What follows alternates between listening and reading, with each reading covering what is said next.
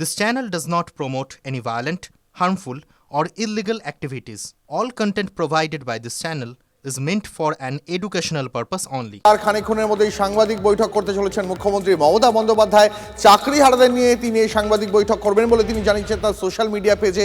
তাহলে কি যে এসএসসি চাকরিহারারা তাদের আবার পরীক্ষায় বসতে হবে? মুখ্যমন্ত্রী কি ঘোষণা করবেন তাদের জন্য? আজ সেই ঘোষণার দিকে তাকিয়ে রয়েছেন চাকরিহারারা, শিক্ষক শিক্ষিকারা। এই মুহূর্তে আরো বিস্তারিত জানতে এই বিষয়ে আমার সঙ্গে দীক্ষা রয়েছেন। আমি সরাসরি দীক্ষাকে একবার বলবো, এই দীক্ষা আমার সঙ্গে রয়েছেন এই মুহূর্তে। দীক্ষা, বিকেল 5টা, সবার নজর আজ নবান্নে মুখ্যমন্ত্রী কি বলবেন সেই দিকে।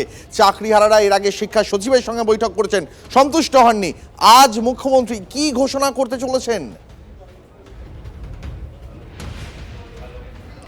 দেখো, মুখ্যমন্ত্রী মমতা বন্দ্যোপাধ্যায় আজকে 5টার সময় প্রেস কনফারেন্স করবেন, সেটা আগে থেকেই ঘোষণা করা ছিল।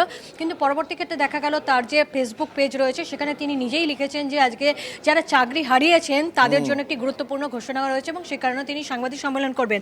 আমরা জানি যে অলরেডি তারা যারা শিক্ষা সচিব তাদের সাথে বৈঠক করেছেন যারা চাকরিহারা তারা, কিন্তু শুধু তাই নয়, তার আগেও নেতাজি ইন্ডোরে মুখ্যমন্ত্রী কিন্তু এই চাকরিহারাদের নিয়ে বৈঠক করেছিলেন এবং সেখানে তিনি আশ্বাস দিয়েছিলেন সুপ্রিম কোর্ট যে ভার্ডিক্ট দিয়েছিল, অর্থাৎ যে পরবর্তী লাস্ট রায় যেটা দিয়েছিল যে 3 মাসের মধ্যে প্রত্যেকটা প্রসেস করে আবার নতুন করে তাদেরকে পরীক্ষায় বসতে হবে। কিন্তু যারা চাকরি হারিয়েছেন তারা দীর্ঘ অনেক বছর ধরে চাকরি করছিলেন, সেই 2016 থেকে তারা চাকরি করছেন, ফলে অনেকেরই বয়স বেড়ে গিয়েছে এবং সেই জায়গায় দাঁড়িয়ে অনেকের প্রশ্ন ছিল শুধুমাত্র কি 2016 তারাই খালি পরীক্ষায় বসবেন নাকি পরবর্তী ক্ষেত্রে যারা আসছেন সকলে আবেদন করছেন সকলেই এই পরীক্ষায় বসবেন।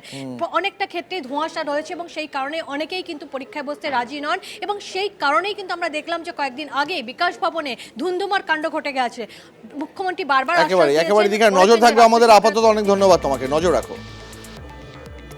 দীপ, বিকেল 5টার দিকে অবশ্যই আমাদের সকলের নজর রয়েছে। অবশ্যই মুখ্যমন্ত্রী মমতা বন্দ্যোপাধ্যায় আজ কি ঘোষণা করেন সেদিকে নজর রয়েছে, কিন্তু চাকরিহারারা তারা তো কিছু ভাবছেন। তারা এতদিন ধরে টানা আন্দোলন করছেন, চাকরি তো পাননি, তারা কি পরীক্ষায় বসবেন? কি বলছেন তারা, সবটাই জানবো। সুজয় এখন এই মুহূর্তে তাদের সঙ্গেই রয়েছেন।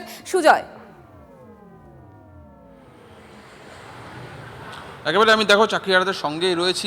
যোগ্য চাকরিহারা যারা তারা বিকাশ ভবনের পাশেই তারা বসে রয়েছেন, অবস্থানে রয়েছেন, তাদের থেকে কথা বলার জানার চেষ্টা করব। বিকেল 5টার সময় মুখ্যমন্ত্রী আপনাদের জন্য কিছু ঘোষণা করবেন বলে নিজের সোশ্যাল মিডিয়ায় জানিয়েছেন, তো আপনাদের আশা কি? দেখুন, এর আগেও তো আমরা ওনার সঙ্গে মিটিংয়ে বসেছিলাম, অনেকগুলো বিভিন্ন প্ল্যানের কথা উনি বলেছিলেন। তো এখনও পর্যন্ত সেরকম সদর্থক কিছু দেখতে পাইনি। যেটুকু দেখেছি ওই যে রিভিউ পিটিশন দাখিল হয়েছে, MA ফাইল হয়েছে, এগুলো দেখেছি।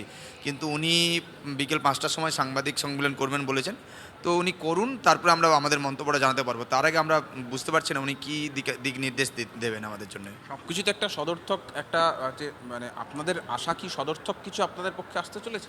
দেখুন, সত্যি কথা বলতে আমরা এমন একটা জায়গায় রয়েছি, যতদিন না পর্যন্ত স্কুলে পুনরায় ফিরছি তার আগে পর্যন্ত কোনো সিদ্ধান্তকে আমরা খুব সদর্থক কিছু বলতে পারছি না। এটা সত্যি মানে বিষয়গুলো খুব জটিল এবং ক্রিটিক্যাল কন্ডিশনে রয়েছে। ফলে সদর্থক মানে আমাদের কাছে সদর্থক মানে স্কুলে ফেরা। মানে কোনোভাবে কি পরীক্ষায় না বসার কথা বলতে পারেন? কারণ সুপ্রিম কোর্ট বলেছে 30 মের মধ্যে বিজ্ঞপ্তি ঘোষণা করতে হবে, আর তো 4 দিন। আমাদের দাবি তো সেটা যে আমরা যে পরীক্ষা দিয়ে যোগ্যতার ভিত্তিতে চাকরি পেয়েছি সেই চাকরিটাকে আমরা বহাল রাখতে চাইছি, সেই চাকরিটাই আমরা করতে চাই। আমরা নতুন কোনো পরীক্ষা দিতে চাই না, নতুন কোনো নোটিফিকেশন বেরোক এটাও আমরা চাই না।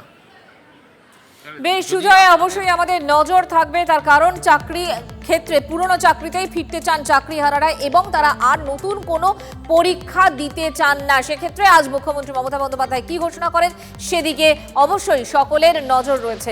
দিলীপ ঘোষ এই নিয়ে কি বলছেন শোনাবো আপনাদের। চাকরিহারারা লড়াই তো করবেন, কারণ তো সর্বস্ব চলে গেছে। আর এই চাকরিহারাদের দেখে বোঝা যাচ্ছে পশ্চিমবাংলায় কী চলছে। এর জন্য দায়ী কে? কোর্টকে দায়ী করা হচ্ছে। কোর্ট তো দুর্নীতি দেখে বন্ধ করেছে। যারা দুর্নীতি করেছেন বা এই সরকার, তারা তথ্য দিয়ে এদের চাকরি ফেরত দিন, এটাই চাইছি আমরাও সেই চাকরিহারাদের সঙ্গে আছি।